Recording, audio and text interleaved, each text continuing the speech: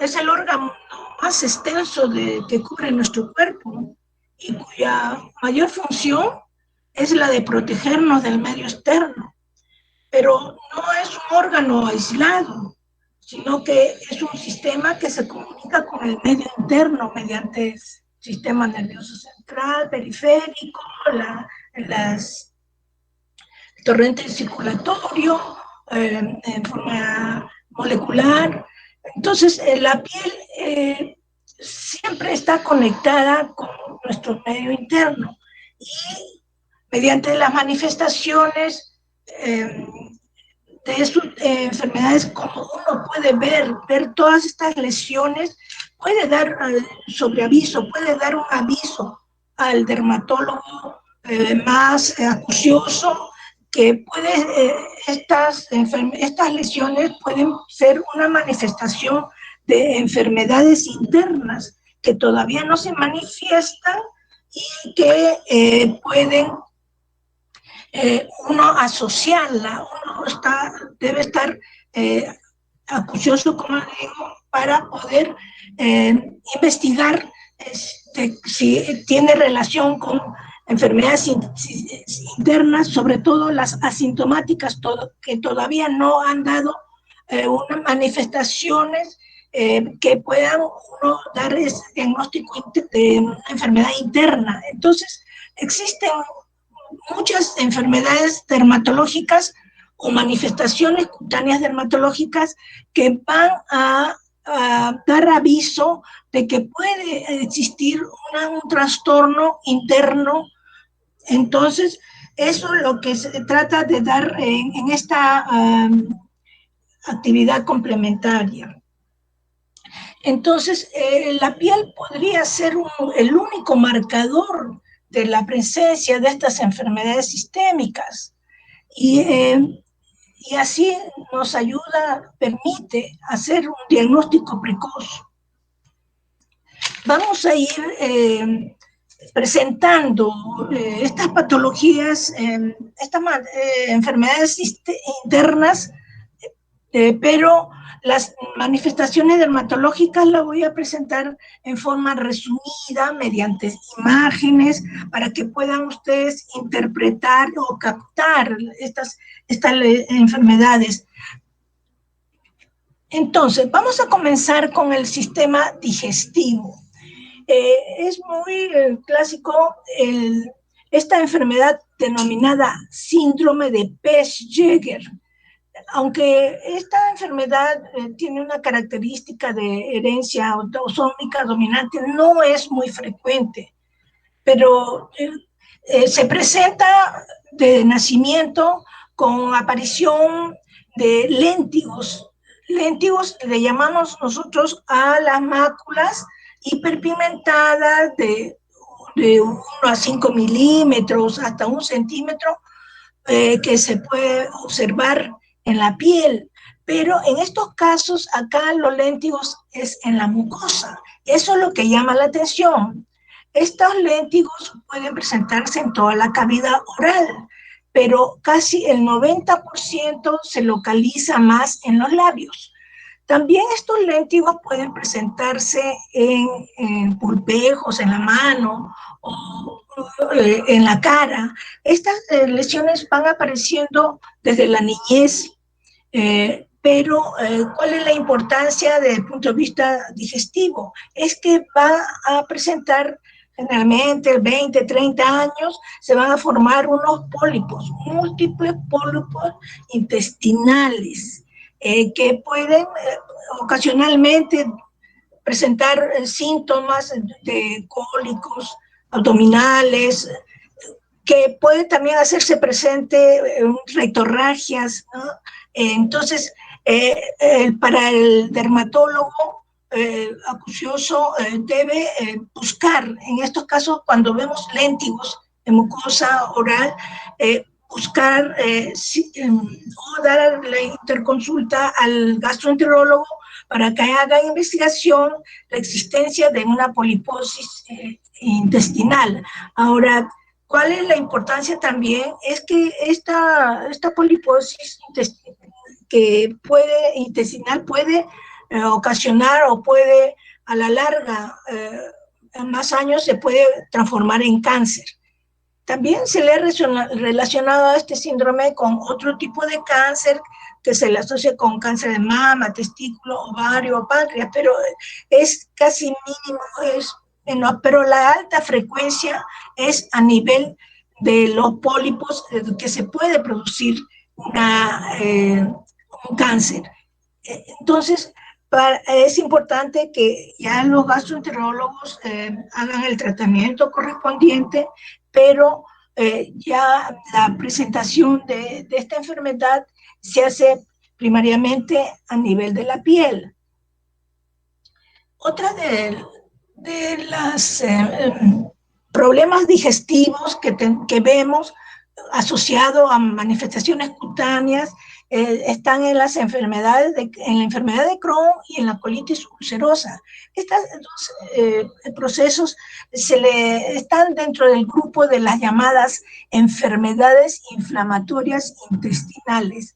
Estas enfermedades inflamatorias intestinales se caracterizan porque es un proceso crónico que se inicia a partir de los 15 años, caracterizado por cólicos abdominales y diarreas postprandial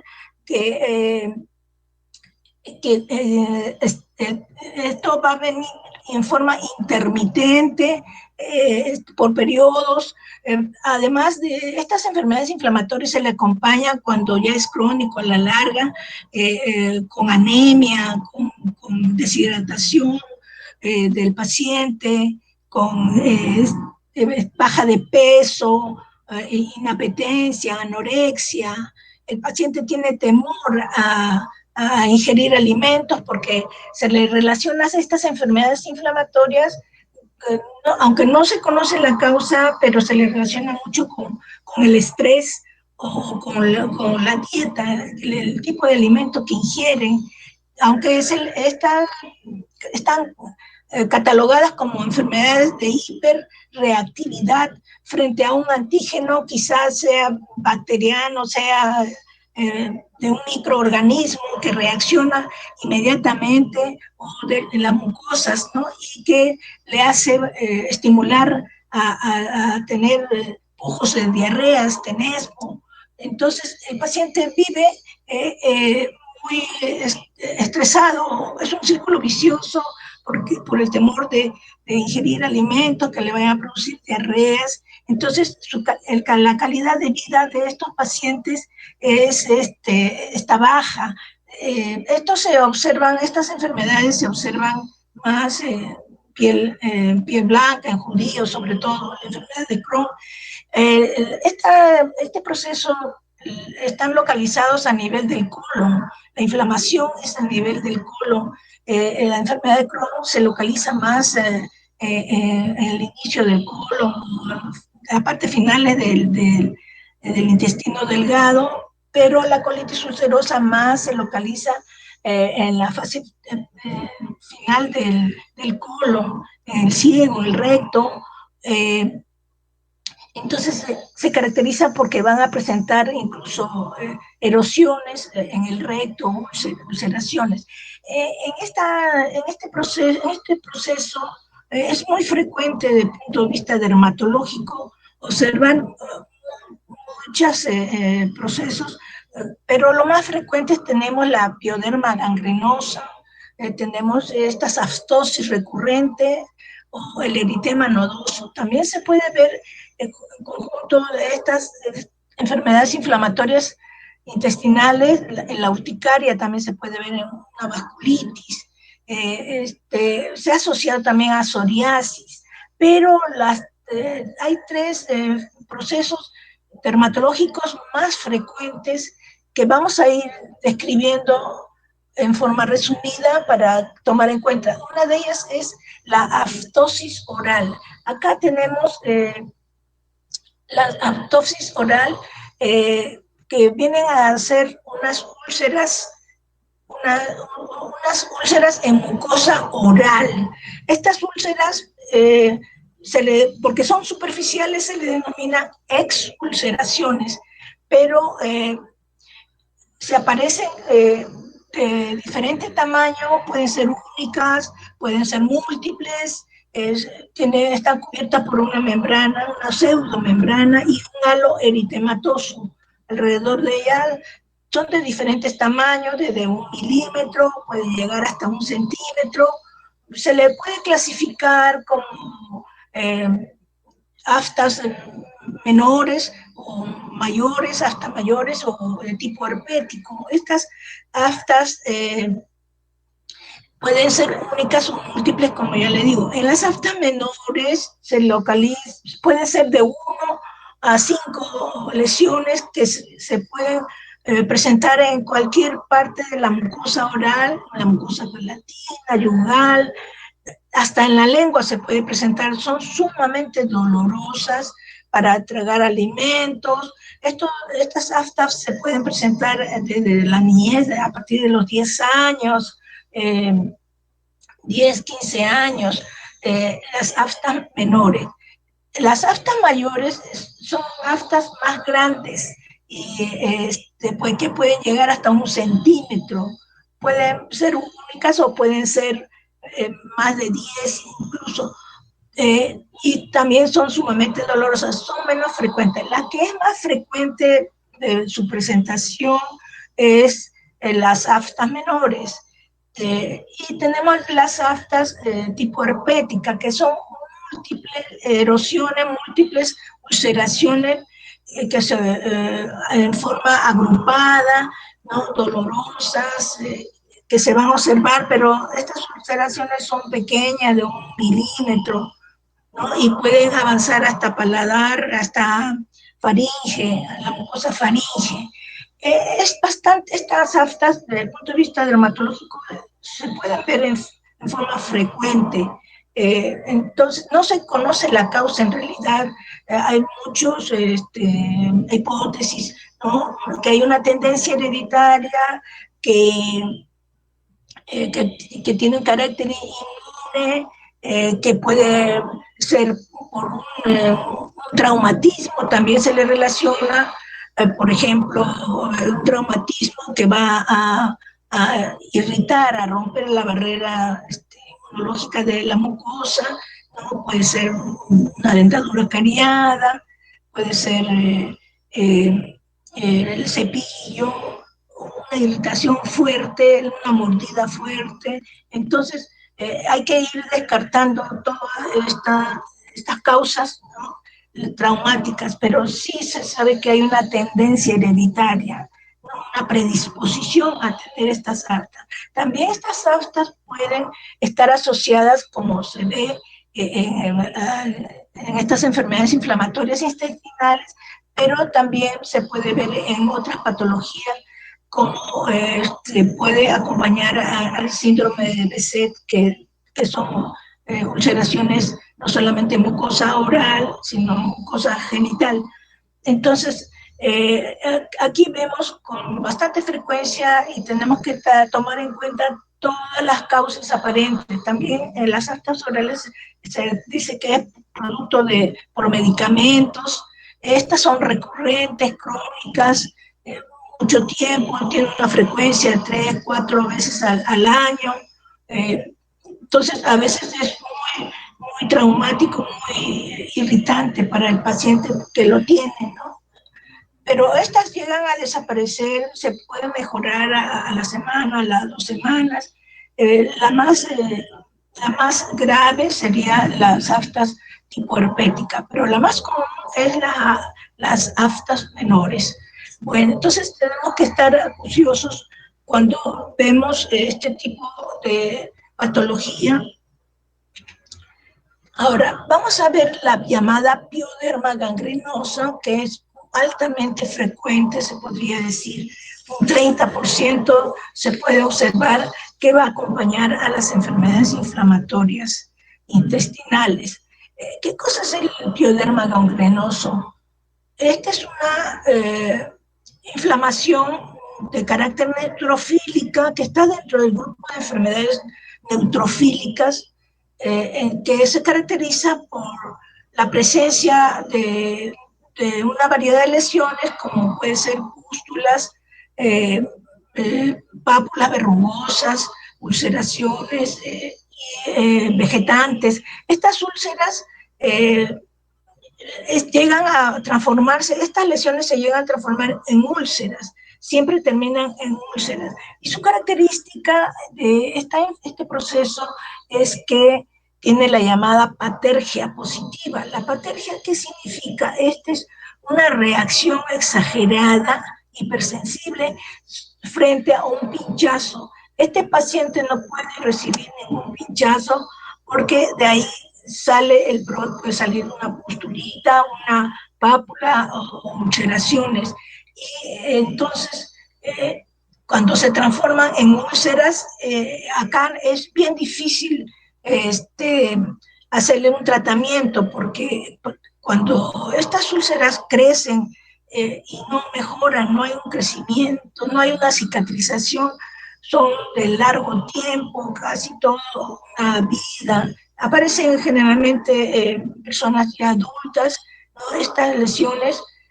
Entonces, para hacer el injerto es difícil porque no toleran los pinchazos.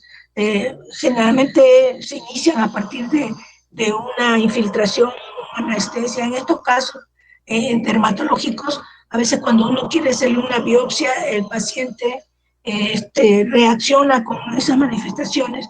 La mayoría de este proceso está unido a otras enfermedades, a otras enfermedades de otros sistemas, no solamente del aparato digestivo, se asocia bastante también con problemas reumatológicos, como puede acompañar al lupus eritematoso sistémico, a problemas articulares, una artritis reumatoidea.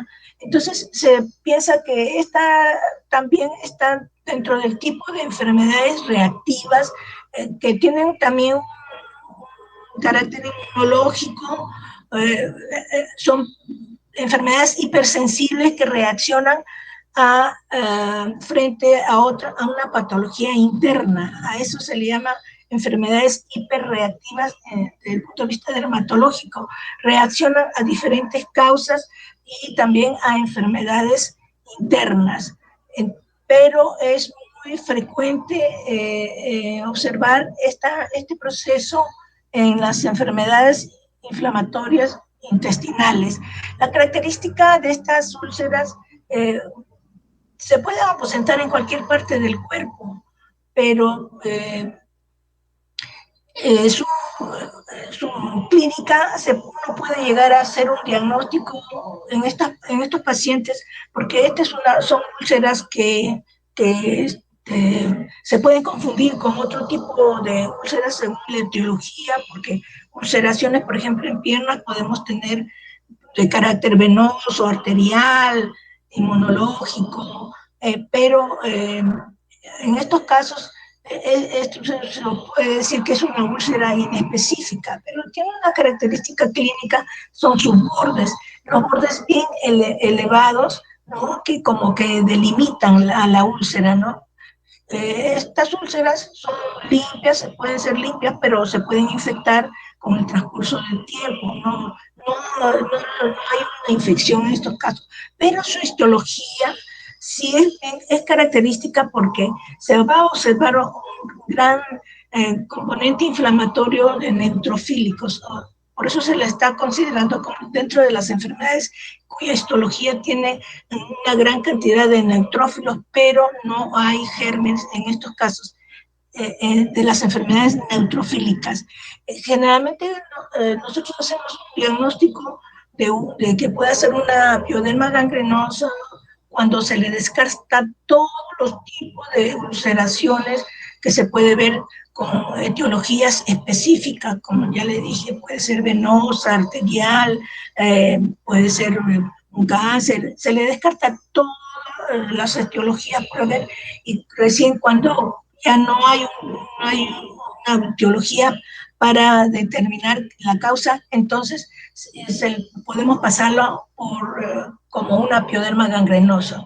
pero el curso de evolución de estas úlceras es larga, difícil, van creciendo, van agrandando, no se le puede hacer cirugía porque tienen esa particularidad de tener una reacción, una patergia positiva, reacción frente a los pinchazos, a las agujas, a las cirugías.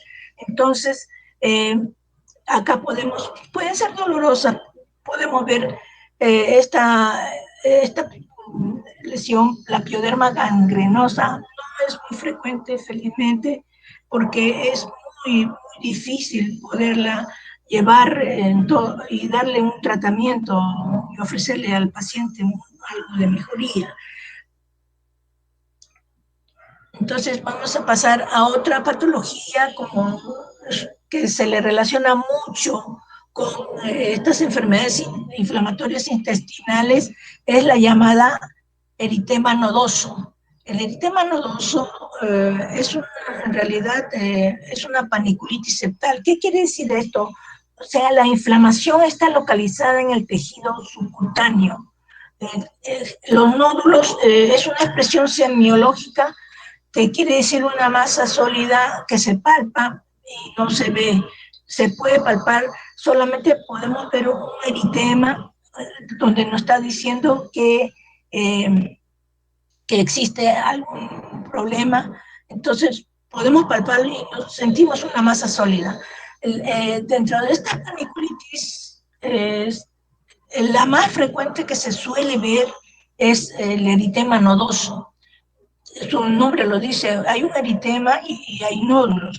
Este eritema nodoso no solamente se va a observar en estas enfermedades inflamatorias, también se le considera como una enfermedad reactiva que va a presentarse por muchas etiologías, puede ser de carácter infeccioso, puede ser de carácter inmunológico, puede ser hasta neoplásico, y por drogas, o también se ve en sarcoidosis. El eritema nodoso también se puede ver en la lepra, que tiene esa característica, ¿no? De nódulos de base eritematoso. El eritema nodoso se presenta generalmente más en mujeres, ¿no? Tiene una mayor incidencia entre los 20 y 30 años, aunque puede verse también en niños. En niños, como vemos acá en la imagen, se debe a una reacción a distancia por una faringitis provocada por estreptococo. Entonces, ahí la característica de estos nódulos se va a observar en la cara anterior de las piernas, ¿no? Y cuando involucionan van a dejar una ligera hiperpigmentación, o es normal, no se ulceran. Existen, para hacer un diagnóstico diferencial, otras paniculitis que tenemos que ver, descartarlas, ¿no? Por ejemplo, el eritema indurado de Bazán, que se produce por una tuberculosis, se localiza más en cara posterior. Eh, el eritema nodoso solamente se localiza en piernas, en la cara anterior de piernas, a comparación de otras paniculitis que pueden adoptarse también en brazos, en las extremidades sobre todo, ¿no? Que es la característica. Hay una gama de enfermedades de paniculitis donde la inflamación está localizada en el tejido subcutáneo. Ahora, en la histología podemos ayudarnos, nos va a dar el diagnóstico más preciso.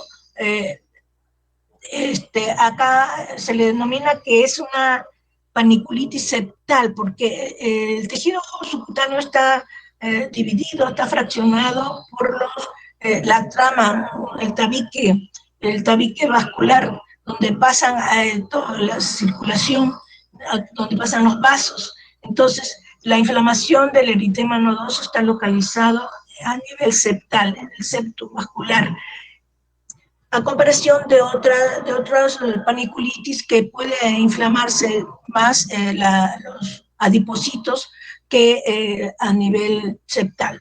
Entonces, el eritema nodoso es muy frecuente observar en dermatología, y hay que ver cuál es la causa que le está provocando en estos casos, no solamente de estas enfermedades inflamatorias, intestinales, sino también puede ser debido a muchos otros casos. Es muy peculiar que se presente en mujer porque se le relaciona mucho con el uso de los estrógenos anticonceptivos, de estas drogas, ¿no? También hay otro medicamento que puede provocar estos nódulos, son los AINES. Es muy frecuente observar en estos casos. Esto este es un proceso agudo, se podría decir, pero cursa con brotes, pero no tan frecuente, pero sí suele ser recurrente en otras ocasiones. Entonces tendríamos que estar en cuenta siempre ver cuál es la causa especial, cuál es la causa que va a originar estos nódulos. Bueno, entonces, a nivel digestivo, estas son las más frecuentes. Voy a estar hablando de las patologías más frecuentes que solemos ver, porque en dermatología hay múltiples enfermedades, pero que no terminaríamos, pero acá solamente le voy a dar las más frecuentes, las que solemos ver y que debemos estar acuciosos para poder pasar a la especialista correspondiente si es que está en relación con otras enfermedades. En estos casos vamos ahora a ver a otros órganos como es a nivel del hígado. A nivel del hígado, la enfermedad más frecuente que solemos ver es, desde el punto de vista dermatológico, con expresiones dermatológicas, es en la cirrosis, aunque también se pueden ver por otras enfermedades del hígado, ¿no? Como las hepatitis, también, o la colangitis también, a nivel hepático. Entonces, vamos a ir describiendo lo clásico en la cirrosis. La cirrosis viene a ser la inflamación crónica residual que va a tener el hígado, ¿no? Que se va fibrosando cuando se cicatriza frente a una enfermedad previa, una hepatitis, ingesta de licor crónico o hígado graso. Entonces, la cirrosis, el hígado se va cicatrizando, pero se va transformando, se va haciendo fibroso cada vez.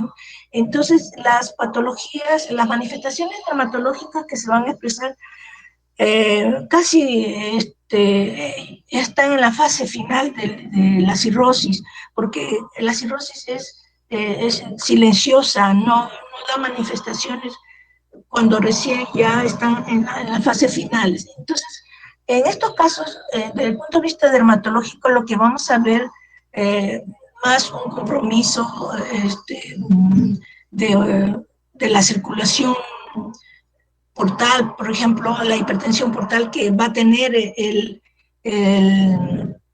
una cirrosis y que va a provocar las varices esofágicas.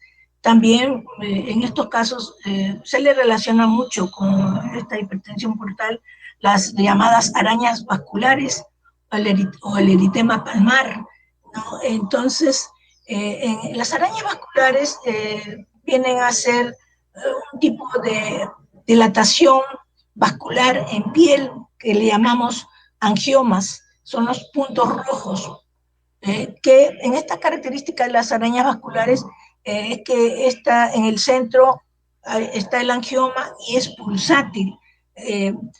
Y se disponen unas capilares en forma radiada, ¿no? Y que va a darle esa apariencia de araña vascular.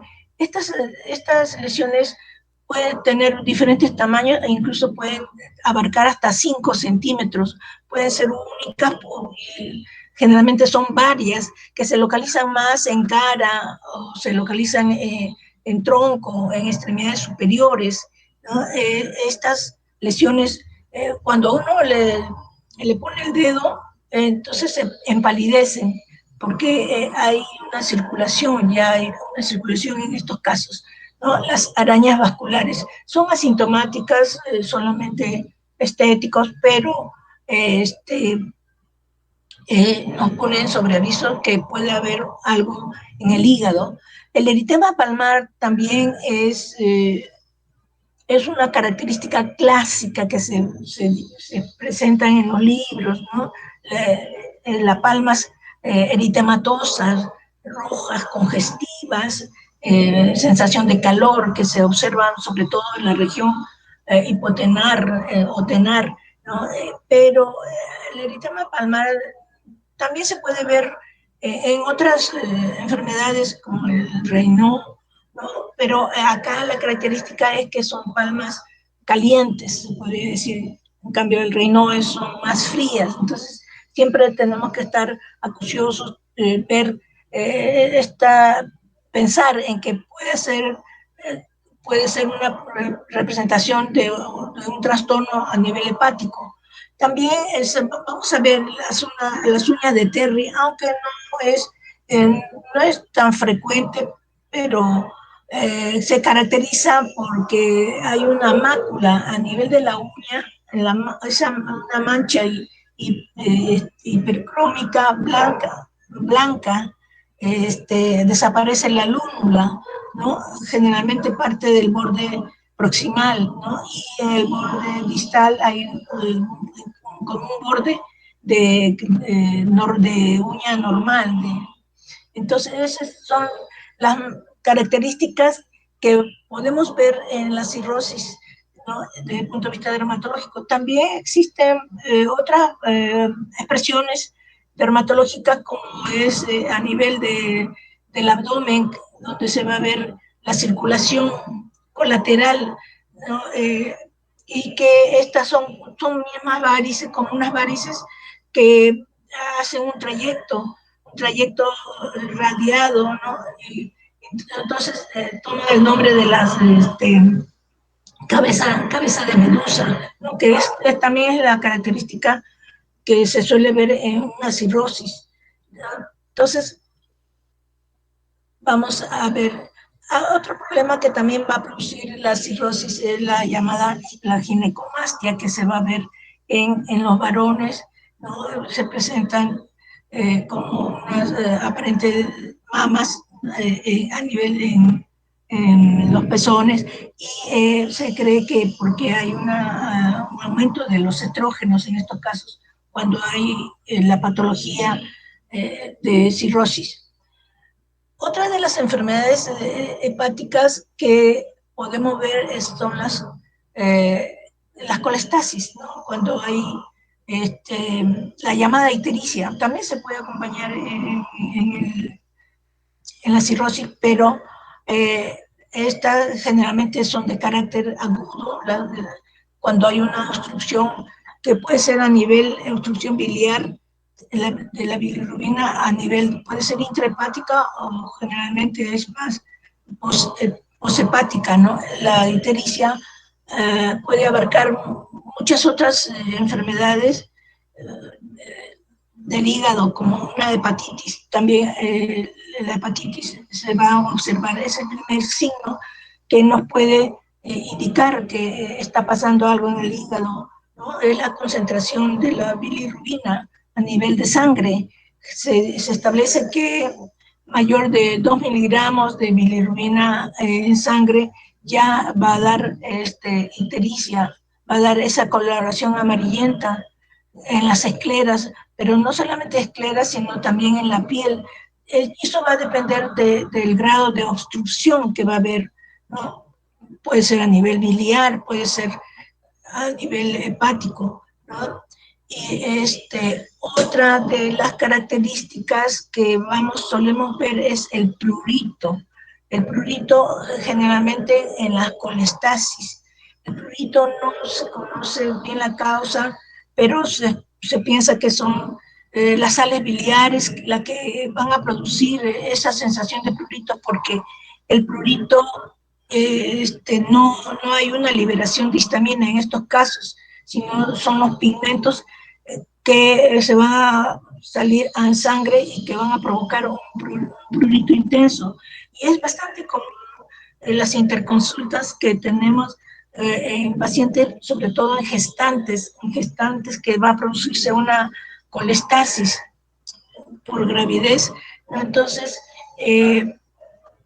pueden estar las transaminasas altas, pero lo que acá se caracteriza es el prurito intenso que van a tener estas gestantes.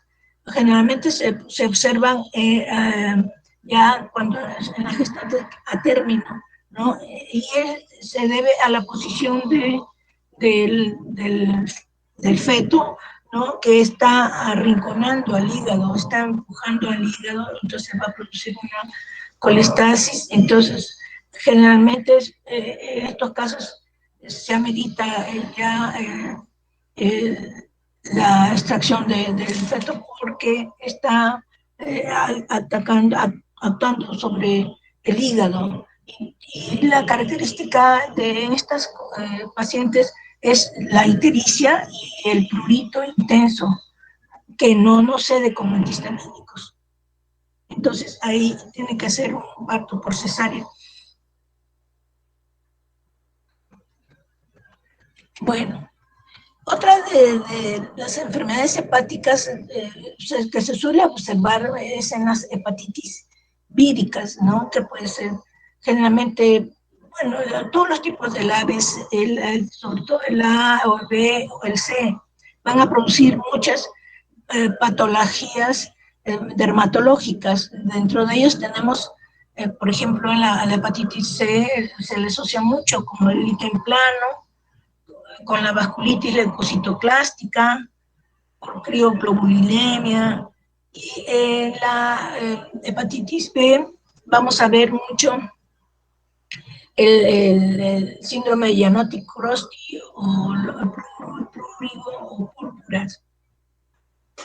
El diagnóstico Crosty esta es una enfermedad que se observa en niños, sobre todo, ¿no? Y se caracteriza por lesiones papulares con una vesícula central, múltiples, que se localizan más en mejillas, en extremidades, y respeta el tórax. Entonces, se piensa que puede ser un prurigo, aunque este proceso no está tan definido que se le puede hacer un diagnóstico diferencial con otras patologías como es el prurigo, que es muy frecuente observar en niños, que es una reacción de hipersensibilidad a la picadura de insectos, que se observa en las extremidades.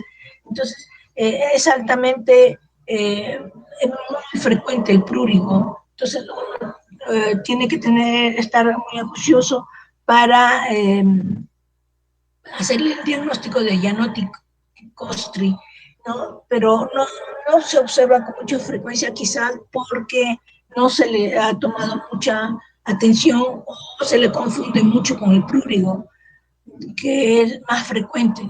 También se va a observar otro tipo de las vasculitis leucocitoclásticas que se van a observar en extremidades, sobre todo, ¿no?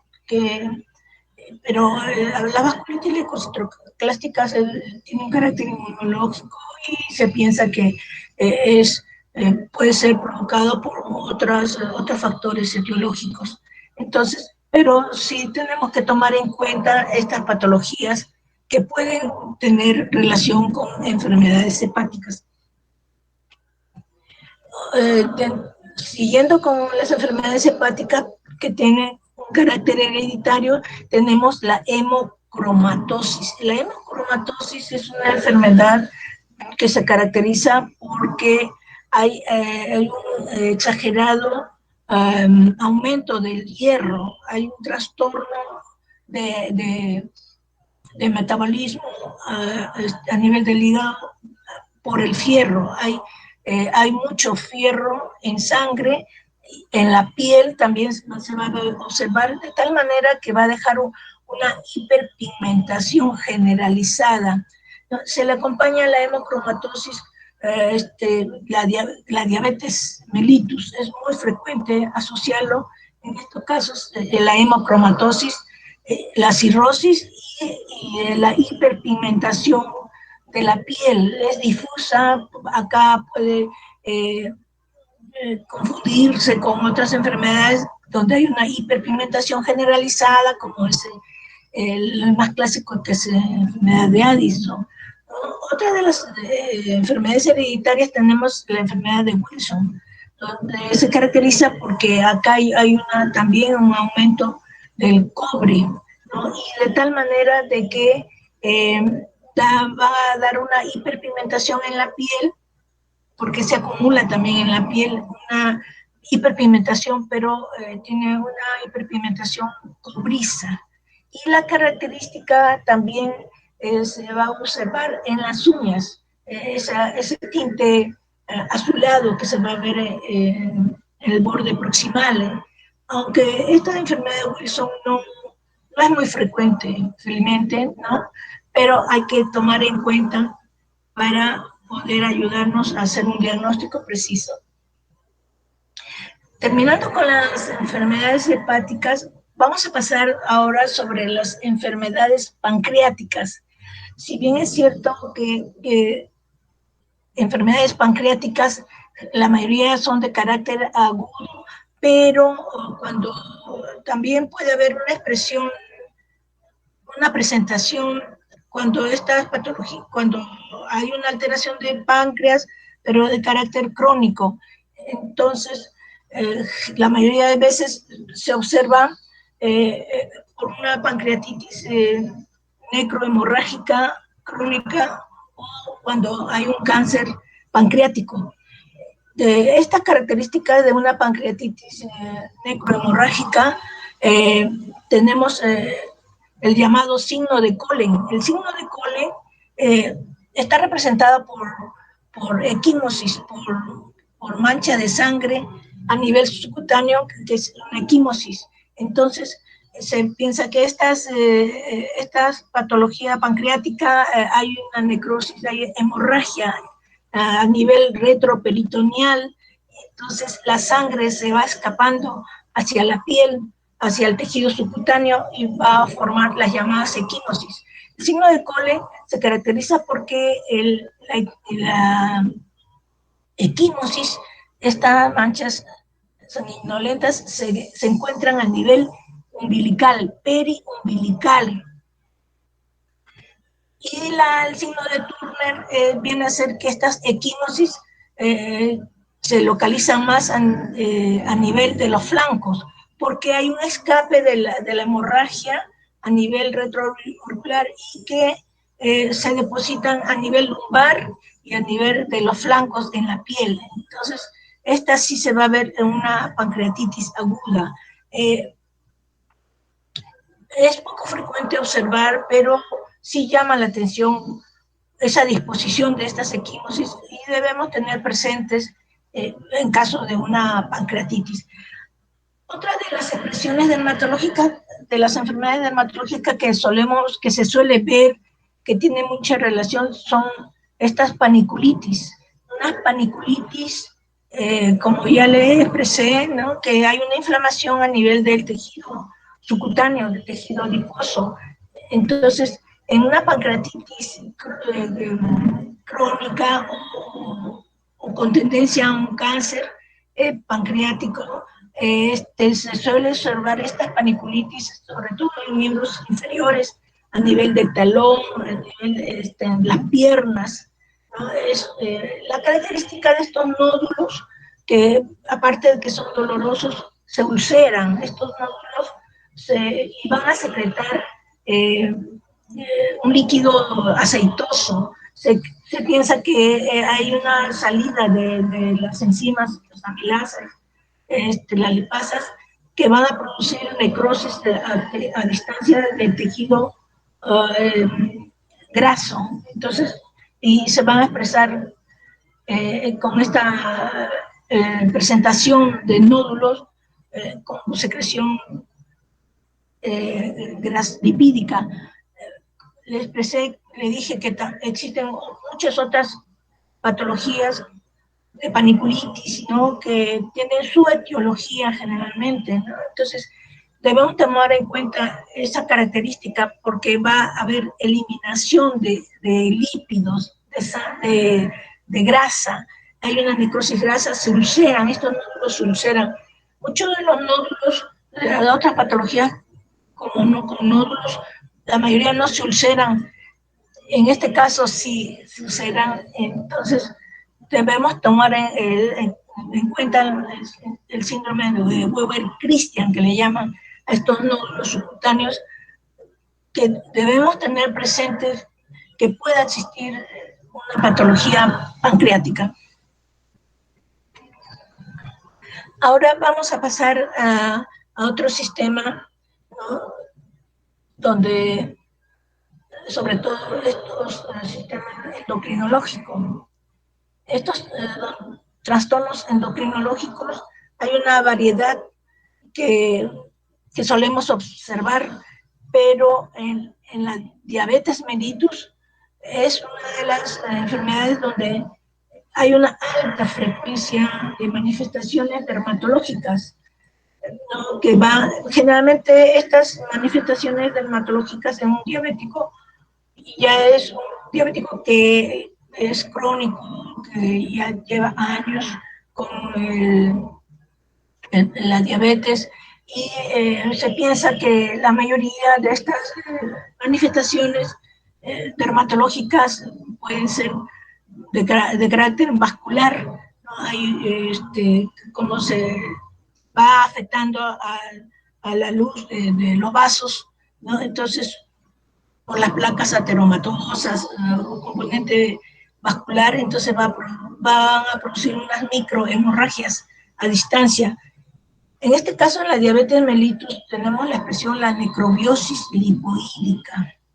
Bueno, la necrobiosis lipoídica es una expresión dermatológica que se caracteriza porque son unos nódulos, se podría decir nódulos, pero se expresan en la superficie como unas placas amarillentas, brunas, que le recorren telangiectasias, ¿no? Se localizan generalmente en cara anterior de las piernas y es más frecuente en mujeres de mediana edad que se suele observar, ¿no? Esta necrobiopsia lipoídica puede observarse, no necesariamente se va a observar en total en la diabetes mellitus, puede observarse en otras patologías, pero casi se podría decir que un 66% se le relaciona con la diabetes, aunque puede presentar todavía una resistencia a la insulina o puede ser un prediabético, pero esta característica es muy frecuente observar en diabetes mellitus. Histológicamente se va a ver que hay una necrosis a nivel del colágeno, una necrobiosis que le llamamos, y que va a haber un componente inflamatorio de monocitos que se van a disponer en forma de empalizada. Es muy característica la histología en estos casos, ¿no? La necrobiosis lipoídica. Otra de las patologías que también vemos es el granuloma anular. El granuloma anular, aunque también está dentro de las categorías de la necrobiosis lipoídica, porque su histología puede expresarse así, con esa necrobiosis a nivel del colágeno, ¿no? Y se expresa como un granuloma, caracterizado también por monocitos que se disponen en empalizadas, hay una necrosis del tejido del colágeno. Pero esta característica de los granulomas anulares es que son también unos nódulos pero se expresan en la superficie como unas placas que tienen un aspecto anillado, anular. Aunque estos granulomas anular se dispone la mayoría de veces, en estos casos, en relación con la diabetes a nivel articular, sobre todo en el dorso de las manos. Pero esta patología no es netamente propia del diabético, se puede ver que acompaña a otras patologías de carácter inmunológico y pueden tener hay una tendencia, una predisposición a tenerlo, pueden ver desde la niñez, pueden verse en la etapa adulta, es crónica, tiene una predisposición a formar estos granulomas anulares. Pueden ser únicos, pueden ser diversos según su característica, o pueden ser múltiples y más pequeñas, no tan grandes que puede abarcar en estos casos todo el dorso de la mano. Pueden ser pequeñas de pocos centímetros que aparecen múltiples. Esto se observa más en niños y no tiene que ver nada con la diabetes, pero lo que llama la atención en estos casos es la frecuencia de este granuloma anular que se va a observar en un diabético. Este proceso es asintomático, no es doloroso, puede llegar a desaparecer con tratamiento o puede volver a reaparecer, ¿no? Según la actividad, pero es muy frecuente el granuloma anular que aparezca con la diabetes. Entonces vamos a pasar a otra patología, la acantosis nigricans. La acantosis nigricans son expresiones que se van a observar en piel, que se inicia en piel. Entonces, que se caracterizan porque son placas hiperqueratóxicas, hiperpigmentadas, engrosadas, superficie rugoso, que le da un aspecto afranelado, que se localiza sobre todo en cuello. Su sitio de predilección es en los pliegues, pero se inicia en cuello sobre todo, pero toma pliegues, sobre todo axilar, inguinal. También se localizan en las articulaciones, esa hiperpigmentación, en los nudillos de la mano, cuando ya se hace muy crónico en estos casos. Existe la acantosis nigricans, también hay una tendencia de una predisposición, pero que se le relaciona mucho con problemas endocrinológicos, no solamente en diabéticos, pero sí es una alta incidencia que se presente en diabéticos.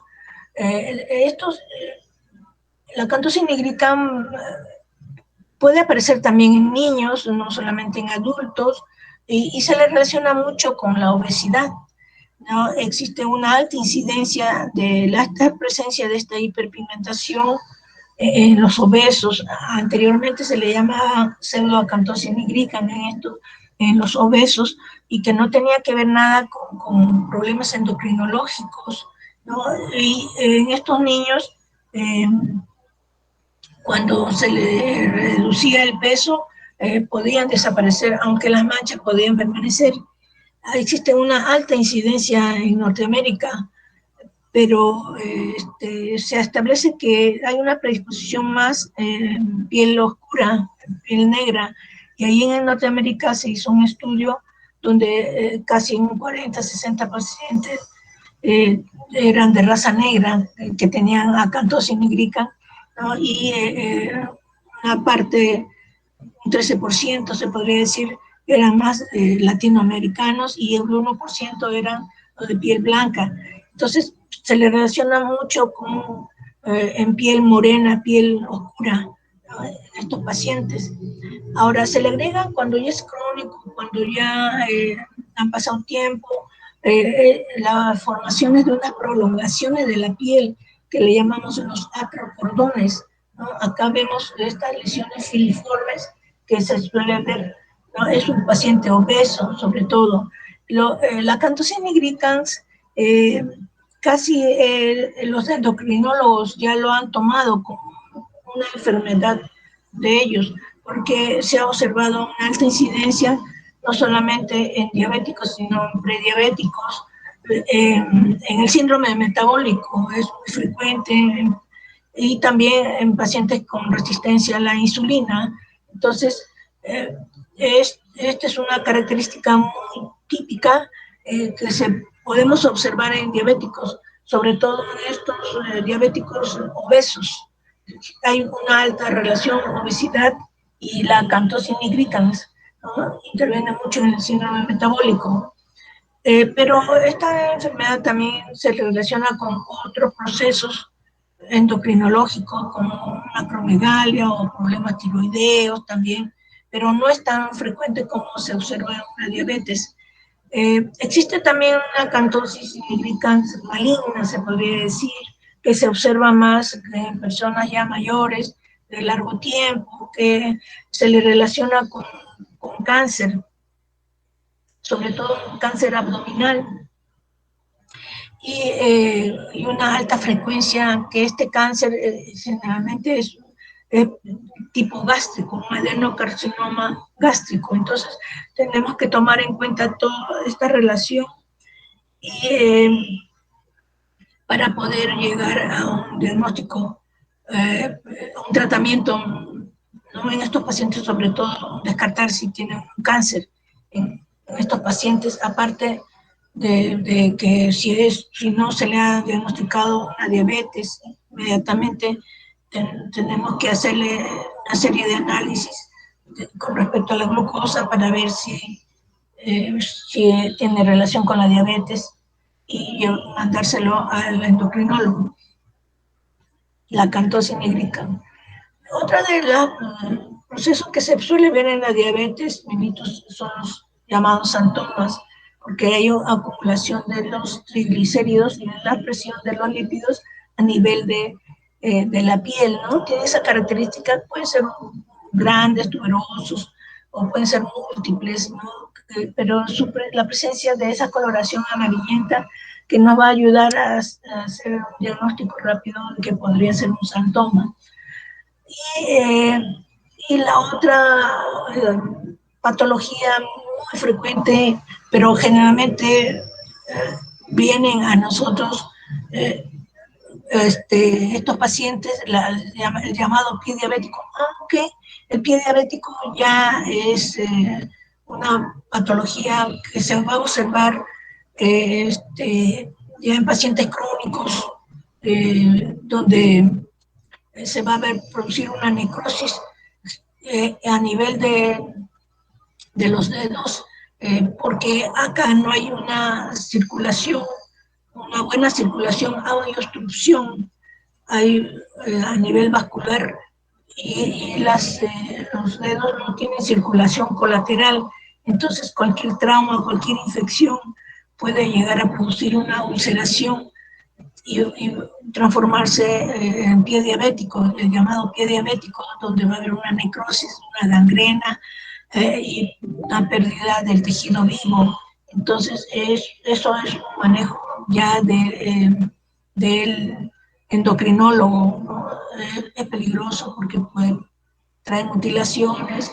Entonces, los, los endocrinólogos hacen mucha campaña sobre el cuidado de los pies en un diabético, e incluso tienen un lema que dicen cuidar sus pies como si fueran sus ojos. Entonces es el peligro más alto que tienen los diabéticos de que puedan perder extremidades por la producción de las gangrenas. Entonces, vamos a procesos endocrinológicos que podemos ver en piel, ¿no? A nivel de tiroides. Acá, a nivel de tiroides, se va a ver tanto manifestaciones de hipertiroidismo y hipotiroidismo, ¿no? Hay unas características que se suele ver en piel, por ejemplo, el hipotiroideo se caracteriza porque es una piel seca, eh, piel pálida, eh, eh, pérdida de pelo, ¿no? Una expresión abotagada. En esto, cuando hay, por ejemplo, la infiltración mixedematosa, es una piel cetrina, ¿no? que uno puede llamar la atención en estos casos, que puede ser el carácter tiroideo, a comparación de un hipertiroidismo que se va a acompañar de una piel húmeda, demasiado húmeda, porque hay una hiperhidrosis. Una hiperhidrosis también se le puede, también hay una alopecia y trastornos a nivel mundial en ambos procesos. Afecta mucho al pelo, con pérdida de pelo o trastornos a nivel de las uñas. Y la característica en el hipertiroidismo es el exoftalmo, que es una acumulación de grasa retroorbicular, ¿no?, que da esos ojos salidos, ¿no? Es muy característico observar, ¿no? Otra de estas enfermedades que se ven también es la urticaria. La urticaria es una urticaria brusca, irritante, que no cede el tratamiento. Entonces, en estos casos tenemos que descartar si tiene una patología tiroidea en estas urticarias. Se le asocian otras enfermedades, problemas tiroideos, como es la alopecia areata o el vitiligo. También se le asocian anemias o enfermedades ampollares o enfermedades del colágeno. Y hay otro proceso que es la enfermedad de Graves, sobre todo, que vamos a ver la infiltración del mixedema, del mixedema, un tejido mixoide que se va a infiltrar a nivel del tejido subcutáneo y que va a dar una apariencia de, por ejemplo, se observa más en extremidades inferiores. En piernas se puede ver una apariencia de, de piel cáscara de naranja, que se suele observar más en mujeres, y el llamado mixedema pretibial, que también es la infiltración de este tejido mixoide, sobre todo a nivel de las piernas, a nivel tibial. Entonces, se va a poner este tejido tan duro que puede llegar incluso a formar un gran engrosamiento en las piernas, tipo elefantiásica, que se le llama, ¿no? Pero ya esto se va a ver en pacientes crónicos de mucho tiempo, que no han recibido tratamiento, y se va a producir este tipo de lesiones. Vamos a pasar ahora a otra de las glándulas endocrinológicas, ¿no?, como es a nivel suprarrenal. Tenemos la característica, lo frecuente que se suele observar en el síndrome de Cushing, ¿no? El síndrome de Cushing viene a ser una hiperreactividad de exceso de ACTH, ¿no? Entonces, va a actuar tejido en la piel, ¿no? El aumento de grasa que se va a formar a nivel de la cara o el cuello, ¿no?, que la clásica cara de luna llena que se va a observar, y el cuello de búfalo a nivel del cuello, o también un abdomen globuloso que se suele observar. Y la característica son las llamadas estrías. Las estrías que van a formarse son grandes, es una ruptura del tejido conectivo, del tejido elástico de la piel. Entonces se va a ver unas grandes estrías, sobre todo en pliegues, en forma y a nivel abdominal, donde hay distensión de tejido, se va a ver las estrías.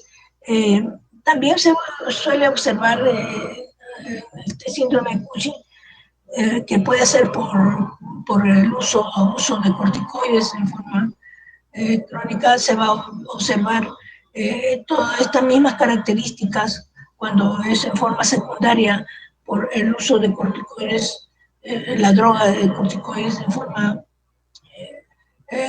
intensa, en forma crónica, grandes dosis.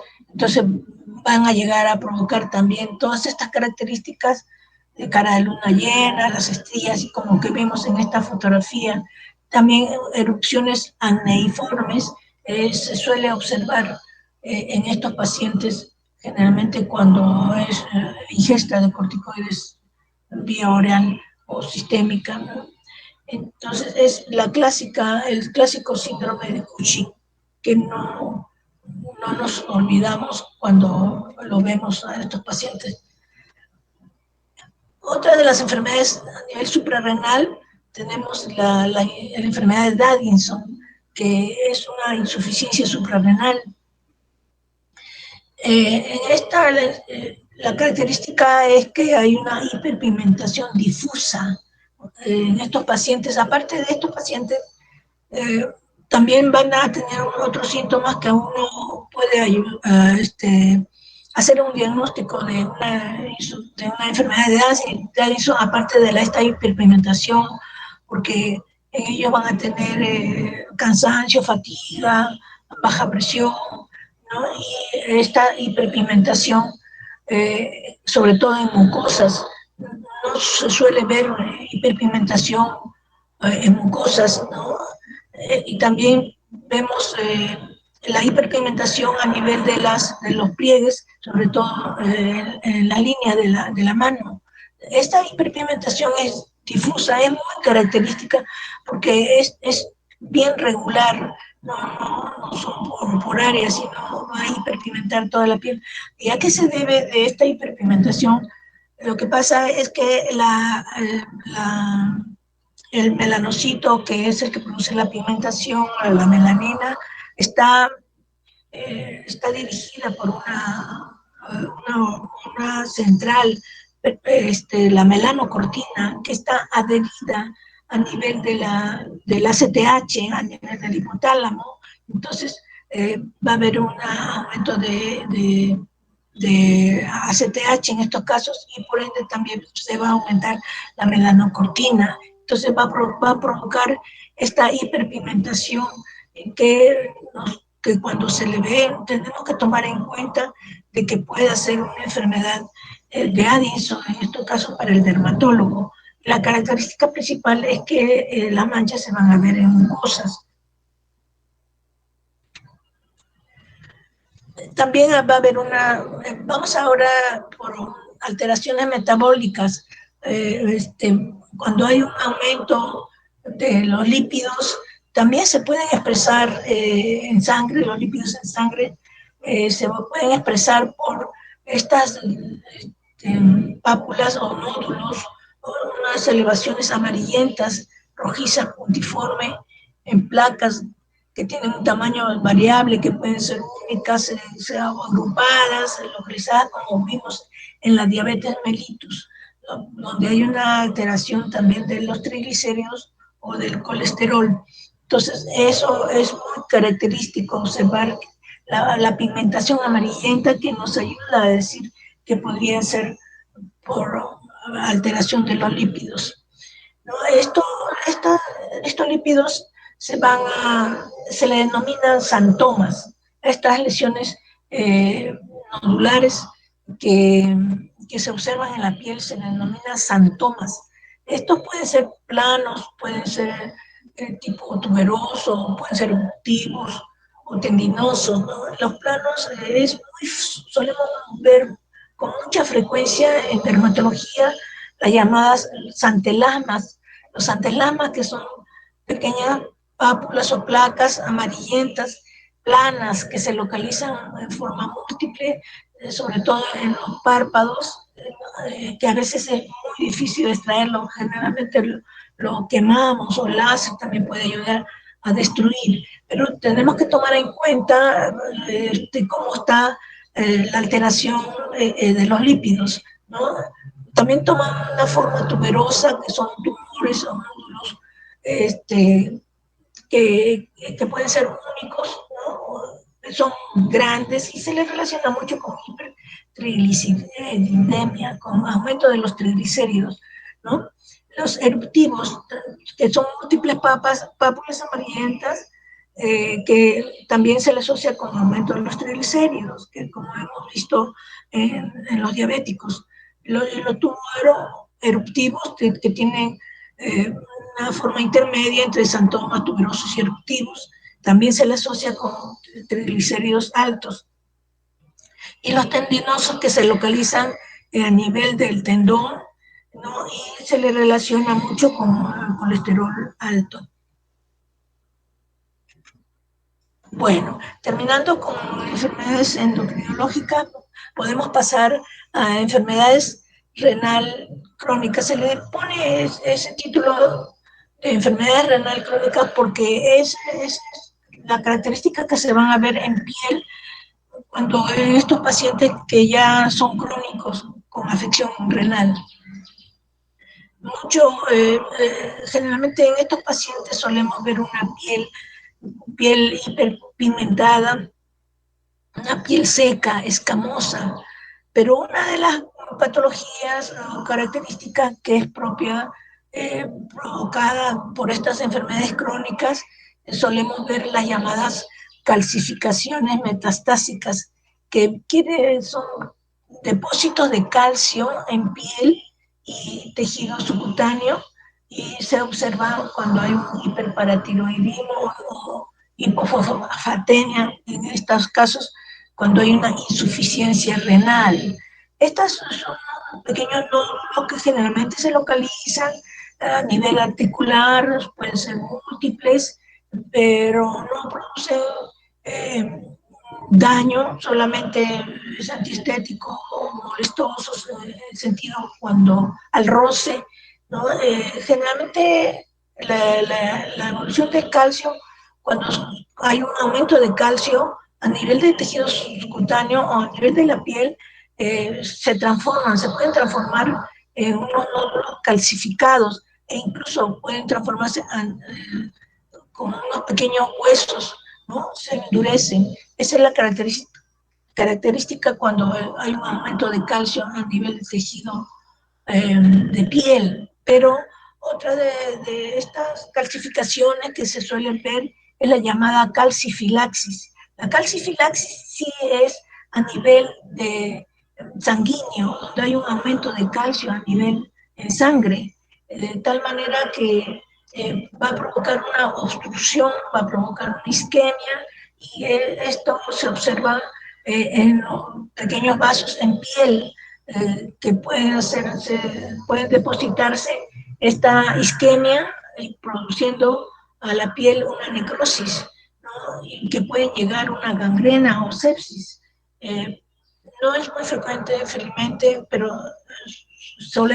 se suele ver esta necrosis, que es rara, se podría decir rara, pero tiene que hacer un diagnóstico diferencial en estos casos, con una vasculitis necrotizante, ¿no? que produzca este tipo de isquemia o gangrena, o también, bueno, como se depositan en zonas donde hay mucha grasa, no, podríamos hacer un diagnóstico diferencial en un diabético, pero sí es que sucede en extremidades, un paciente pie diabético, pero hay que tomar en cuenta un diagnóstico diferencial de estos tipos de expresiones de calcifilaxis. Hay una obstrucción a nivel sanguíneo, ¿no? Y otra de las características que van a producirse en pacientes con insuficiencia renal crónica es el llamado el prurito. El prurito es tan intenso, es tan descontrolable en estos pacientes, sobre todo en estos pacientes que se les realiza la diálisis. Estos pacientes no toleran tal vez la diálisis. No se sabe en realidad la causa de que por qué se le produce prurito, pero este prurito tiene la característica de que no hay lesiones en piel, que podríamos decir que puede ser una enfermedad propia de la piel, aunque el prurito es uno de los síntomas muy característicos que se observa en la piel. Entonces, vamos a se le descarta primero de patologías dermatológicas. Si no hay lesiones evidentes, entonces tenemos que buscar la causa de por qué se produce el prurito. El prurito es una manifestación interna también de enfermedades sistémicas, pero que no haya lesión o signo característico en la piel. Entonces, en la insuficiencia renal, sobre todo en pacientes dializados, se piensa de que hay el recambio de los metabolitos, de los iones, que puedan estar produciendo este prurito. Entonces, acá no hay liberación de histamina que pueda generar ese prurito. Entonces, tenemos que ayudarle porque estos pacientes se van a provocar hasta heridas, excoriaciones e incluso vemos ulceraciones por el continuo rascado que se va a presentar en ellos. Generalmente se le da baños de luz ultravioleta, calma mucho con estos, aunque también se le puede dar antihistamínicos, aunque no le puede ayudar mucho para controlar, calmar ese prurito exagerado, ¿no? El prurito, como le digo, no solamente se va a ver en estos casos de insuficiencia renal, también se va a ver en otros procesos como son los desórdenes hematológicos, una anemia por deficiencia de hierro, enfermedades mieloproliferativas, incluyendo policitemia, en las leucemias, en mielomas. Entonces, vemos las características de prurito son las que no tienen lesiones, pero sí se van a observar las llamadas escoriaciones, como vemos, esas marcas que se van dejando, en las uñas. Escoriaciones son erosiones provocadas por las uñas.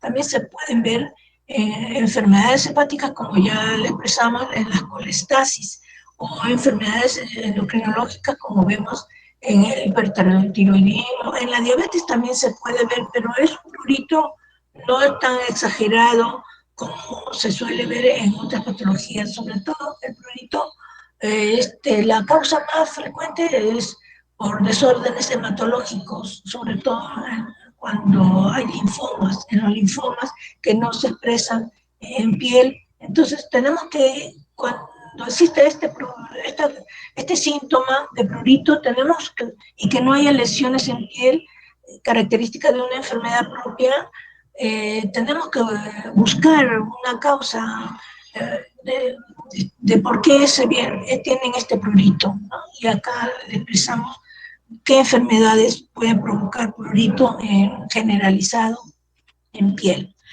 Ahora vamos a pasar a otro tipo de enfermedades nutricionales, que son las porfirias. Las porfirias es una acumulación de precursores de porfirina en la biosíntesis del grupo M. Ellos participan en la formación de la hemoglobina, ¿no? Entonces se encuentran en los vasos. Entonces, cuando hay una acumulación con un defecto en su metabolismo, entonces se van a expresar en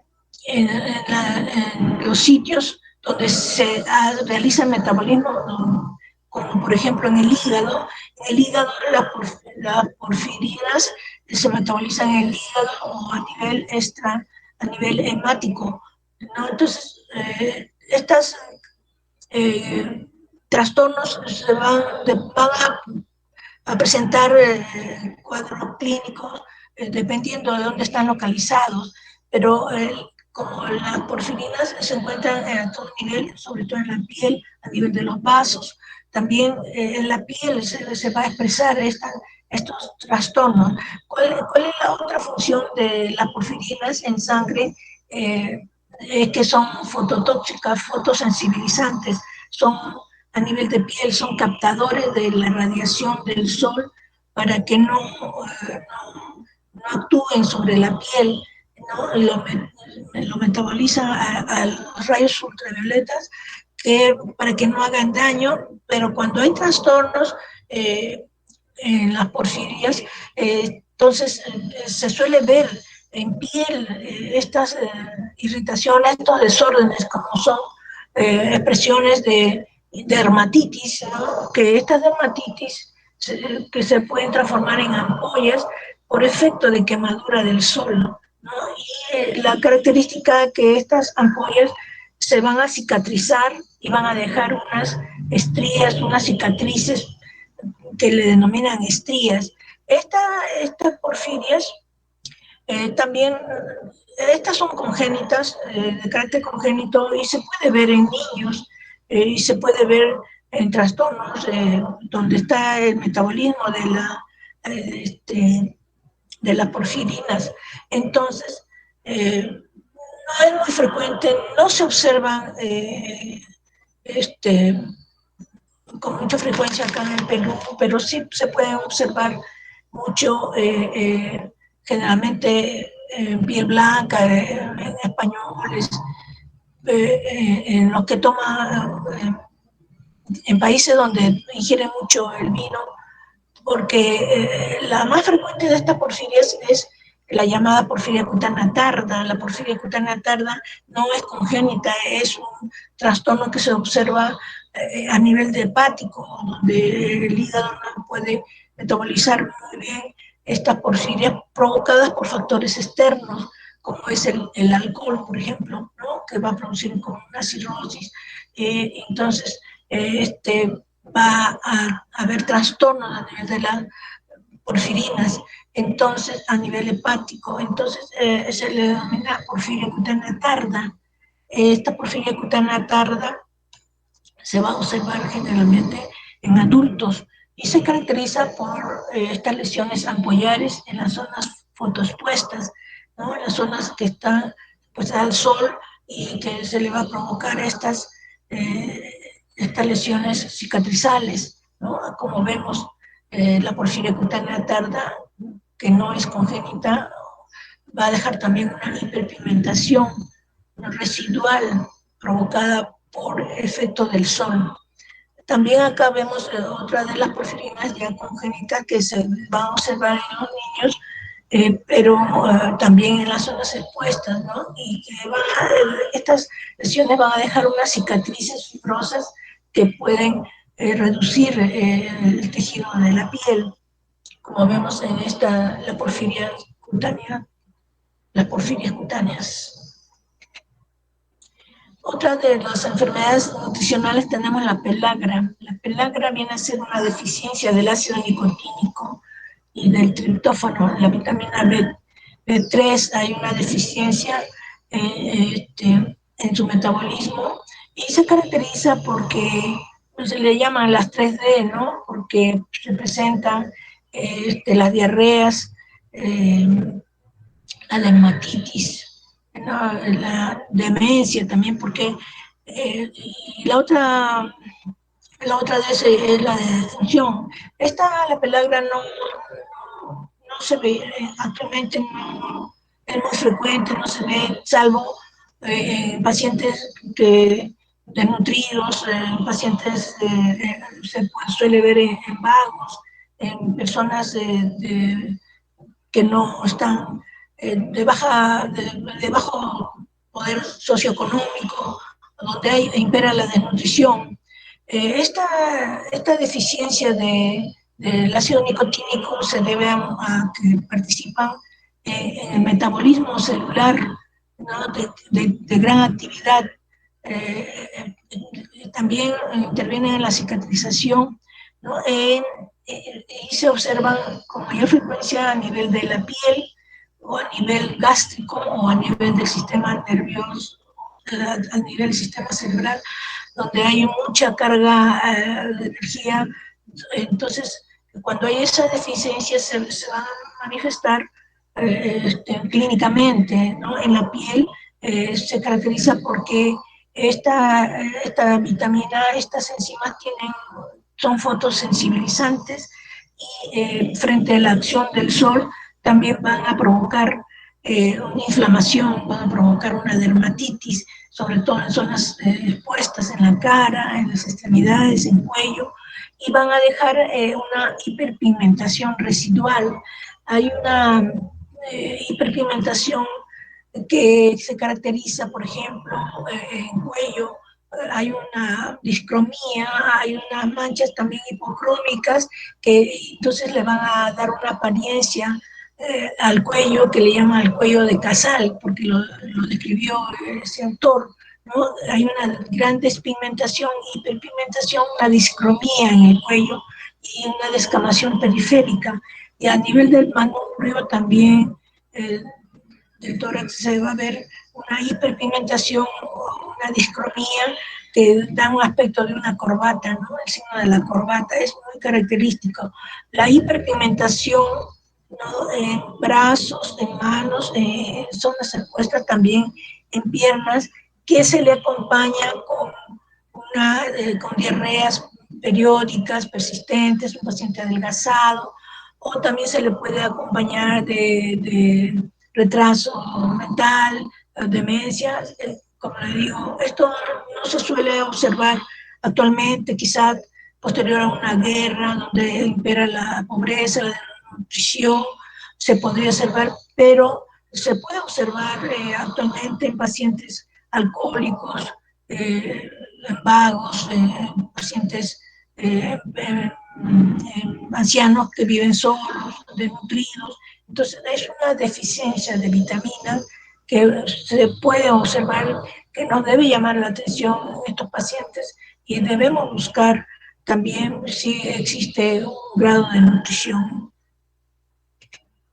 Otra de las enfermedades nutricionales también que vemos es la llamada acrodermatitis enteropática, que se relaciona con una deficiencia de zinc en el recién nacido, este carácter congénito, ¿no?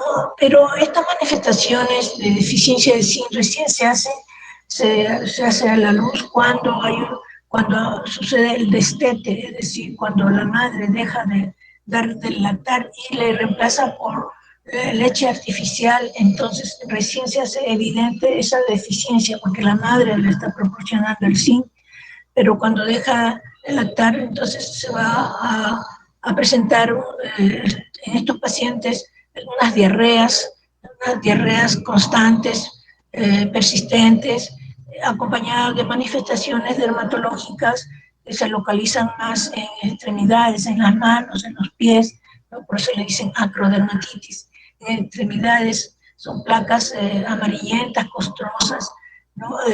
Que se observan en extremidades y a nivel periorificial en la boca, alrededor de la boca y sobre todo a nivel perianal. Estas diarreas son constantes, difíciles de tratar, que llevan a emergencia o hospitalizar a estos pacientes porque tienen unas constantes diarreas que no ceden con tratamiento, con la hidratación. Entonces, generalmente solemos tener interconsultas de pediatría para que identificar si no se trata de una acrodermatitis enteropática, porque esto lo suelen ver los pediatras, ¿no? En estos lactantes donde se hace manifestación de zinc. Entonces, a estos pacientes se les trata, se le hace análisis para ver sus niveles de zinc. Entonces, eso va a corroborar que se trata de esta enfermedad. Entonces, se le puede dar ingesta de zinc, ¿no? Se le hace compresa con zinc también y se puede ayudar con corticoides en estos pacientitos que van a mejorar cuando se le da esta dosis. Existe también una acrodermatitis enteropática adquirida, que se observa más en estos pacientes donde impera la desnutrición, en pacientes adultos, ¿no? Donde va a haber estas diarreas constantes y estas manchas hipercrómicas, descamativas, a nivel perianal, periorificial o en los pies, ¿no? Esto se va a ver en pacientes desnutridos, en pacientes alcohólicos, mendigos, donde hay una deficiencia de ingesta nutricional, sobre todo de zinc. Ya pasando a otra de los aparatos, vamos a ver de las enfermedades reumatológicas. Las enfermedades reumatológicas, si bien en dermatología y reumatología vemos muchas enfermedades parecidas. Generalmente reumatología ve enfermedades que van a afectar al tejido conectivo, sobre todo, y articulaciones. ¿no? Entonces, esas sus patologías, pero se hacen evidentes por las manifestaciones cutáneas, pero en ellas imperan alteraciones reumatológicas, artríticas, reumatológicas. Entonces, solemos ver muchos de estos pacientes con manifestaciones dermatológicas que tenemos que mandárselo para su control y evaluación al reumatólogo.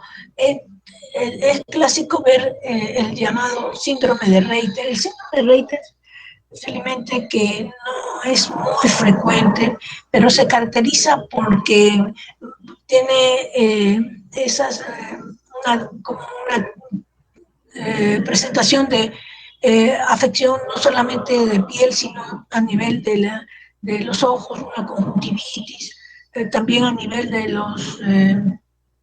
las vías urinarias, una uretritis, y la dermatitis y las artritis. Entonces se le considera que esta es una enfermedad, una artritis reactiva, que va a reaccionar a muchas lesiones, muchas enfermedades que están a distancias, ¿ya? Eso se le llama enfermedades reactivas. Entonces se le cataloga a esta enfermedad que puede ser una reacción frente a microorganismos, a bacterias, sobre todo a nivel intestinal o también a nivel urinario, ¿no? Las shigella, clamidias, pueden ser las causas, hasta se le catalogaba como una etiología gonocócica, ¿no? Entonces, este es un conjunto de alteraciones tanto de piel como de otros sistemas, ¿no? Articulares, ¿no? Pero la característica de que van a tener unas artritis de las grandes articulaciones, sobre todo de la columna, este, que van a provocar un anquilosamiento en estos pacientes. Es una artritis muy intensa, muy fuerte, anquilosante, ¿no? Entonces, que eso es de competencia ya más del reumatólogo, pero las lesiones en piel se caracterizan porque son lesiones psoriasiformes, aparentemente no son placas descamativas, pero tienen una característica, por ejemplo, cuando aparecen en genitales de la balanitis circinata, que le llaman esa característica, esos dibujos que hace serpiginosos en glande, y también otra característica en piel es la llamada hiperkeratosis palmoplantar. Hay un engrosamiento de palmas y plantas, ¿no? Y estas lesiones plenorrágicas que le llaman la apariencia, que felizmente que no son pruriginosas. Lo que predomina más en el síndrome de Rayte es las artralgias anquilosantes que van a llegar a provocar. Entonces, no es muy frecuente, felizmente, observar, porque el riesgo es el anquilosamiento que va a provocar en estos pacientes. Es sumamente dolorosas estas artralgias, que su calidad de vida en estos pacientes está bien alterada, bien baja. Como le decía, hay muchas enfermedades dermatológicas que suelen presentarse primero en piel, ¿no? Y que tenemos que transferirlos al reumatólogo, como son las enfermedades del colágeno. Las clásicas enfermedades del colágeno, donde está afectado el tejido conectivo o muscular, en estos casos tenemos el el lupus eritematoso sistémico, las esclerodermias y la dermatomiositis. El lupus eritematoso sistémico, estas son enfermedades inmunológicas donde se forman unos anticuerpos que van contra el mismo sistema. A nivel de piel se va a caracterizar, incluso el paciente va primero al dermatólogo cuando tiene estas manifestaciones en piel, la conocida manchas en ala de mariposa, que se localizan en cara, en las mejillas, en el dorso nasal. Entonces, en estos pacientes hay que hacerlo con un diagnóstico diferencial. La primera impresión podría ser como un lupus moles, ¿no? Pero hay otras patologías dermatológicas que también tenemos que hacerle un diagnóstico diferencial. Por ejemplo, tenemos una dermatitis actínica o quemadura solar. Tenemos que hacer un buen estudio en estos pacientes para llegar a darle el diagnóstico de un lupus. Aunque también tenemos como propio ya un lupus, pero lo llamado lupus discoides, los lupus subcutáneos, lupus eritematoso subcutáneo, que casi va a afectar solamente a piel, pero entonces ya es de competencia nuestra cuando vemos este tipo de lupus que es solamente localizado en piel, que tiene diversas manifestaciones, el lupus discoide, que se localiza más en cara, en cuero cabelludo, o el lupus subcutáneo, que se localiza más en tronco. Entonces tenemos que hacer unos estudios muy acuciosos para poder descartar si es en realidad un lupus eritematoso sistémico, que suele observarse ya los anticuerpos en sangre, que en lupus cutáneo netamente no se va a observar esta característica. Entonces, el lupus eritematoso sistémico se le denomina sistémico porque no solamente va a afectar el tejido conectivo, el tejido colágeno, no va a afectar a muchos sistemas cuando ya se hace crónico, por ejemplo, el riñón o el corazón, al sistema nervioso central. Entonces, es de mucha importancia su manejo precoz en estos pacientes, ¿no? Para que no lleguen a una cronicidad o una afección a los otros órganos mayores. La esclerodermia sistémica también suele observarse primero por el dermatólogo. La esclerodermia viene a ser un trastorno del colágeno, ¿no? El colágeno que está localizado en el tejido conectivo, el tejido en la dermis, ¿no? Entonces, el colágeno nos da elasticidad en la piel, ¿no? Entonces, en estos pacientes, cuando hay un trastorno de la producción del colágeno, los fibroblastos, hay un trastorno de fibroblasto, entonces va a producir un colágeno que no da elasticidad, sino por eso que vamos a ver una piel dura, un poco elástica, que conforme pasa el tiempo, esto se forma como unas láminas que se localizan generalmente en cara, en extremidades. Cuando se hace crónico, cada vez es muy, la piel como que se va momificando, se va secando, ¿no? Y va a producir una dureza a esos niveles. El problema en estos casos es que puede afectar en forma sistémica, también es de manejo del reumatólogo, ¿no? Va a afectar a las articulaciones, también puede afectar al esófago o al pulmón. Entonces es de importancia un buen estudio en estos pacientes. Desde el punto de vista dermatológico, ¿qué le podemos ofrecer para poder ayudarle a que esa piel dura, poco elástica, se mejore? Se le puede dar el rayo de luz ultravioleta, baño de luz ultravioleta, porque los rayos de luz ultravioleta atacan al fibroblasto, entonces para poder mejorar esa elasticidad en estos pies. Pero ya es de competencia del reumatólogo un estudio profundo para descartar que esté afectado en otros órganos, que suele observarse ya en forma crónica. La dermatomiositis también lo vamos a observar de inicio en dermatología, que en realidad es una afección a nivel del músculo, de los músculos estriados, a nivel proximal, que se observa en las extremidades. Entonces, La característica dermatológica que vamos a ver es el eritema en heliotropo. Entonces, son unas manchas rojas que se observan en los párpados, bien eritematosas, agudas, que aparecen rápidamente. Entonces, tenemos que tomar en cuenta, ¿no? Y también eh, bueno, aparte hay la pérdida de fuerza para levantar cosas o para subir las escaleras. Este es un dato que nos puede ayudar a dirigirnos a que podría ser una dermatomiositis, ¿no? Pero hay muchas características en piel que podemos determinar que son ayuda de diagnóstico, como son las pápulas de Gottron, que se observan a nivel periungual, ¿no?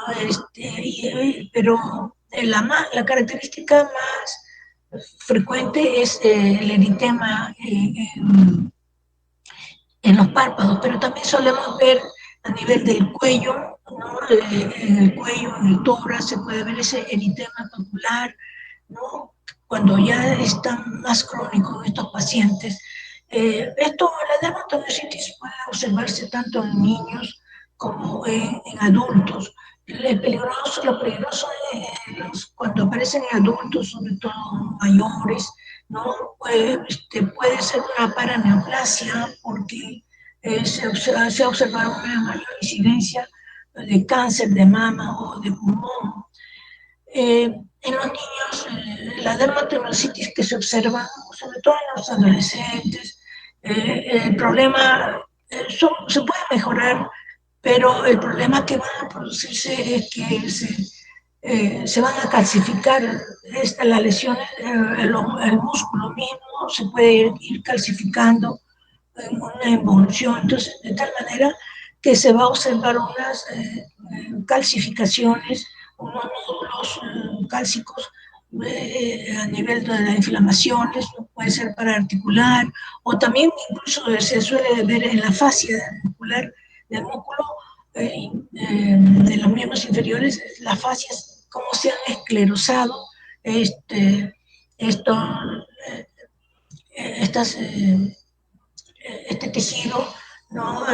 Por calcificación, por inflamación. Generalmente se le habló sobre la predisposición de si hay calcio o si hay una inflamación de tejido subcutáneo, generalmente se va a calcificar, ¿no? Después de una inflamación de tejido subcutáneo o de tejido de muscular, se puede observar calcificaciones, transformación o necrosis de estos tejidos y se pasan a unas calcificaciones, se transforman en calcificaciones. Entonces, dada la importancia de la dermatomiositis, es frecuente.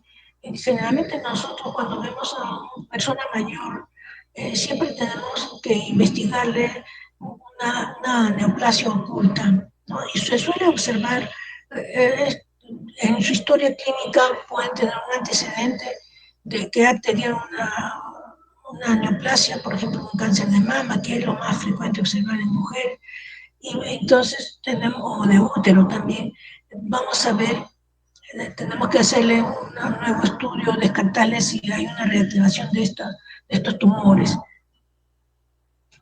Entonces, ya para terminar, vamos a ver sobre las vasculopatías.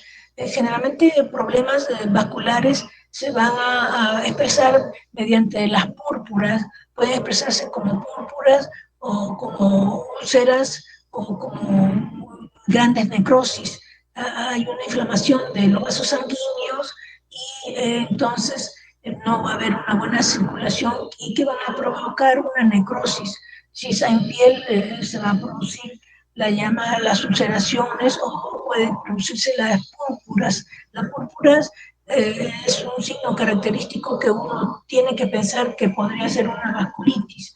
Existen muchas orígenes, muchas causas de vasculitis, dependiendo del vaso donde está afectado. Generalmente en la piel es cuando está afectado en la piel, pero de los vasos capilares, ¿no?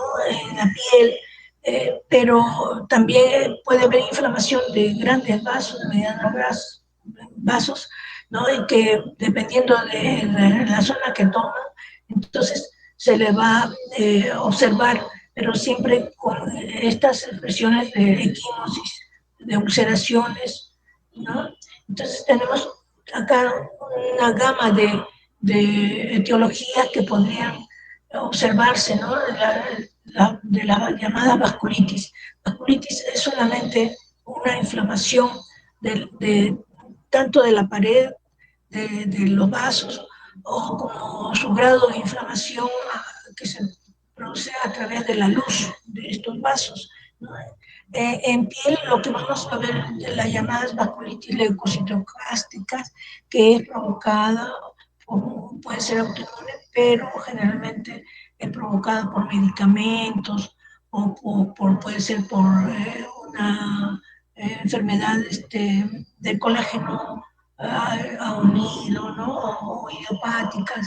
Entonces, hay una multiplicidad de manifestaciones de vasculitis que pueden ser expresados en la piel, pero tenemos la obligación de ver dónde está localizada esta vasculitis, ¿no? Entonces, uno de ellos tenemos una vasculitis que se observa en el síndrome antifosfolipídico, ¿no? La vasculitis lo que va a producir es una obstrucción y va a producir una necrosis. Entonces, los fosfolípidos están considerados como que participan en la coagulación. Entonces, cuando hay un trastorno de esto, del síndrome de los fosfolípidos, se va a ver el síndrome antifosfolipídico llamado SAF, ¿no? La característica del SAF es que se va a ver la llamada, el libedo reticular. Entonces, el libedo reticular viene a ser una figura de que se observan más en extremidades toda la red de la red vascular, ¿no? Como una fotografía de toda la red vascular, a eso se le llama libedo reticulares, ¿no? Que para hacer un diagnóstico de SAF tenemos que, siempre tiene que estar acompañada de el libedo racemoso, ¿no? Entonces acá vemos la obstrucción del lumen, de la luz de los vasos, ¿no? Esto de medianos vasos se va a observar. Y en piel, las otras manifestaciones que vamos a ver en el SAF son las úlceras. Las úlceras, estas úlceras, su característica también es que son pequeñas, dolorosas, pueden ser múltiples, generalmente no avanzan, no son tan grandes como hemos visto en la pioderma, ¿no? Estas últimas úlceras son pequeñitas y esto, la mayoría es por necrosis, por obstrucción de la luz de los vasos, ¿no? Entonces, esa es la obligación de hacerle un diagnóstico y más de manejo reumatológico, ¿no? Entonces, esto es lo que puede ocasionar una vasculitis, ¿no? Unas ulceraciones dependiendo de la zona donde está, que puede llegar a producir hasta una sepsis, una gangrena, ¿no? Una necrosis, ¿no? Por falta de circulación, ¿no? O las llamadas las úlceras. Es muy característico la vasculitis. Ahora, la vasculitis muchas veces está unido al lupus eritematoso y a las artritis reumatoidea. Entonces, tenemos que tomarlo en cuenta y enviar al especialista correspondiente. Bueno, entonces hemos presentado así a grosso modo todo lo que, la importancia de saber hacer un diagnóstico temprano para que poder enviar y ser evaluada y tratada por el especialista correspondiente. Lo que quiero hacer ver de que la medicina es un todo.